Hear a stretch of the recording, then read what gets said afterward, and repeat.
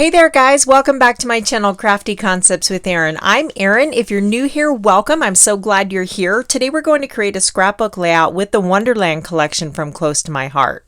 Now you can see I have just bits and pieces of papers here. I do have one full 12 by 12 and then some scraps. I am working with the Wonderland kit. This is the workshop kit, which comes with extra die cut pieces, extra pattern paper, and I've already done a couple videos featuring this particular collection, so I will leave those listed in the description box below if you have not seen them yet.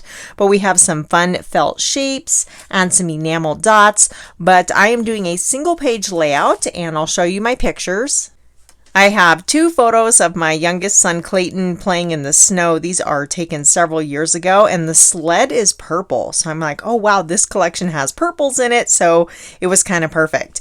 And as you can see, he's just having a good time playing in the snow. This is printed to a 3.5 by 5 and then this one is a 3-inch square photo. So I think I want to kind of orient them like this. So I know, how I want to place my photos and then we'll build up the layout around it. So let me get this cleaned up really quick. I'm going to bring in my VersaMat. If you guys are new to my channel, I like to work on this because the grid lines help me get everything lined up. And on the back, they have this foam backing that is perfect for stamping.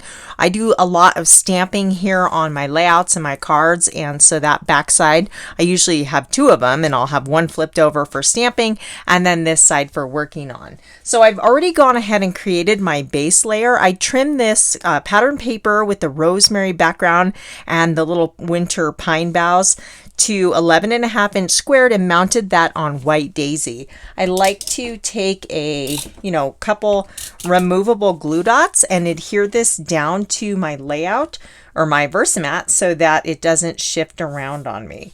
And I can already see that my paper is slightly crooked, so I will have to fix that. So I'm going to bring in my photos, and again, I know I want these oriented pretty much like this, and I have several scraps here. These are each cut to 3 inches wide. They're different lengths because they were scraps, but what I'm thinking is that I want to do a little row of kind of dovetailed banners across the bottom.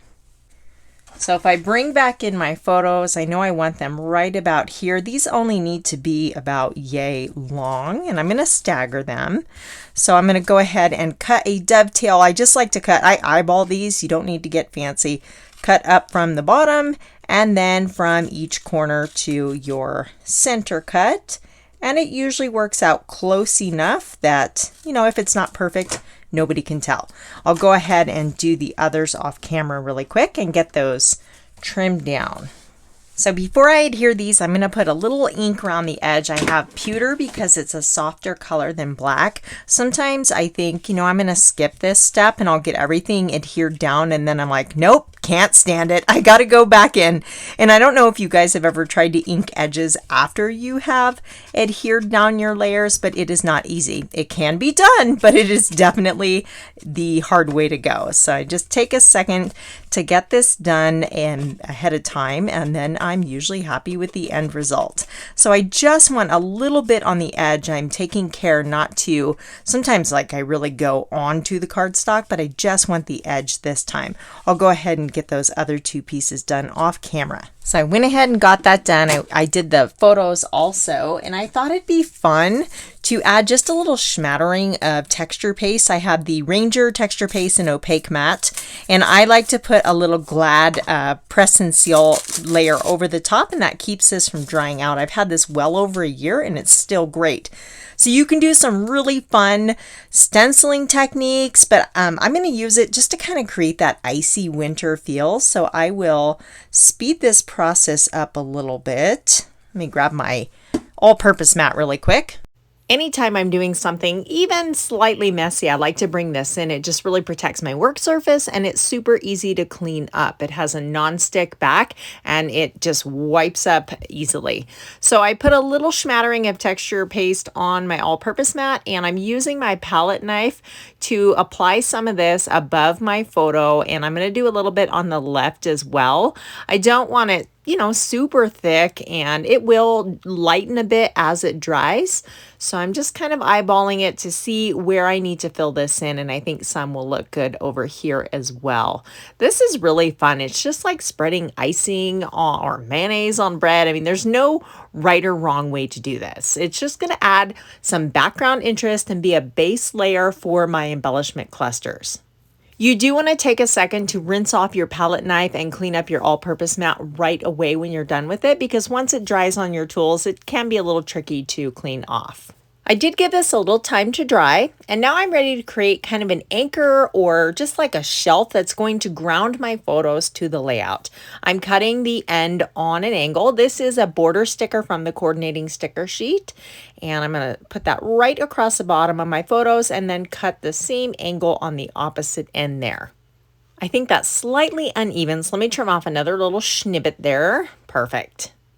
I went ahead and pulled several stickers off the coordinating sticker sheet and used my anti-static powder pouch to remove the adhesive from the back. And now I can use them like die cuts and move them around and try them in different locations to see where I want to place my embellishments. So I went ahead and pulled a bunch off that will coordinate with this layout.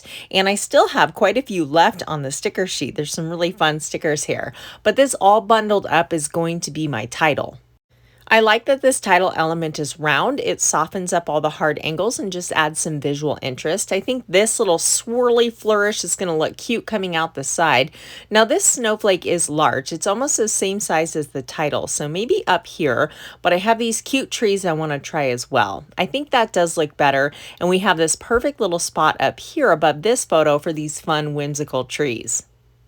This is why I like to remove the adhesive. I'm always moving them around, trying them in different spots, and it just makes it easier to do that. You can also put them on wax paper or even cut the stickers out from the sticker sheet. When embellishing, I generally start with the largest elements first and then work my way down to the smallest, like these little word stickers. This says Winter Magic and the other one says Simply the Best up top. There's also this really cute little tree that I thought was kind of fun, and I want to add this as well. So I think it stands out there well enough. Maybe here, we're going to leave it here for now. I have a few of the little die cut snowflakes left over from another project, and I thought these would look pretty right here. And let's see, it doesn't really show up there, maybe kind of layered here. And then I have this Wonderland card making stamp, and I always use my card making stamps on my scrapbook layouts too, but look how cute this sled is. I love this stamp set. So we have a little cluster of trees, very similar to what you see here, some snowflakes, a snow globe, a little horse-drawn carriage, and a couple different sentiments if you are making cards, but I wanted to use this sled on today's project. So I have a piece of white daisy. Now mulberry is one of the featured colors. That's this one here. So I thought I would draw more of that color in. So I've already got this mounted on my block. We'll just get that good and inky. Now all of these stamp sets come with a piece of foam. Let me find that real quick. So they all come in these nice quality envelopes that store it all together. So you get a piece of foam and you get, of course, the stamp set. And if there are coordinating thin cuts, those come in the envelope and everything stores together, which is super convenient. So anything shaded in this like teal bluish green color has a coordinating thin cut. But if you don't have a die cutting machine, you can get them without the thin cuts as well. Oh yeah, the point of that was this foam. So, the back of the VersaMat has the same foam cushioning, but if you don't have the VersaMat, you can use this for now. And you would think you'd want a hard surface, right? But actually it comes out better if you put the foam piece behind your cardstock or whatever you're stamping on, because there's imperfections in your work surface. So this will just give you a much nicer, clearer stamped impression. So I will go ahead and get this die cut out off camera. Isn't that cute? I just thought that is such a fun little sled, and that die cuts out really nicely. I like how it die cuts out the holes there for added detail, but I thought this would be cute. Let's see, maybe there. I like how it draws the color down there, but I want to add my journaling here, so I don't want to, fill up that spot. Let's see how this looks right here. Well, that looks cute. It's kind of creating this L shape to frame in our photo, and that always looks very nice. So, there's different ways to create your embellishment clusters, and a corner frame is always going to work well for you. At least it does for me. It's kind of a go-to and just looks really nice. So you'll also notice that we kind of have this visual triangle going on here, which helps kind of just draw your eye into the photos as well. I went ahead and typed my journaling up on my computer, and it just says, Clayton living life to the fullest, enjoying the snowy winter wonderland in our own backyard. So I have adhered some of these, but I'm going to reinforce them. I have a little liquid glue, and I'm just going to lift up the edges of these die cuts and sneak some glue under there and get these secured down. I will do some of this off camera so you don't have to watch me, adhering everything. I'm going to pop the title up on foam, as well as some of the little elements up in the upper corner here. So I have these little foam dots. They come in large and small. I'm going to add a little glue to the right hand side of this sticker where it's going to be on the same level with the shelf, and then I will flip the whole thing over and apply foam dots. I really enjoy creating winter layouts. I don't know what it is. I think the pictures are always just these really fun memories. We're always happy playing in the snow. I could photograph like the unpleasant parts of living in the snow, like shoveling and the mud and the freezingness and all of, that stuff. But I guess we tend not to photograph the bad stuff, right? I'm a huge fan of snowflakes too. I just think they're so pretty, and you get to use snowflakes on winter layouts. So maybe that's why I enjoy them so much.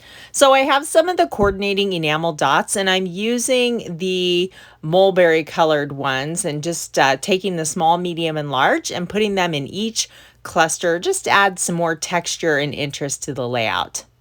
All these little details are just another little nugget for the eye to take in and kind of discover, and just kind of makes you want to look over the layout and find all these fun little treasures. I'm placing these in groups of 3, and again, using the different sizes. I love that they give you the graduated sizes. So this layout is done. I hope you guys are inspired, and don't forget to check the description box below for the other videos featuring this particular paper pack, as well as all the supplies that I used in today's video. Here's a few more videos I think you might enjoy. I would love it if you would hit that subscribe button, and I'm looking forward to reading all of your comments. I'll catch you guys next time.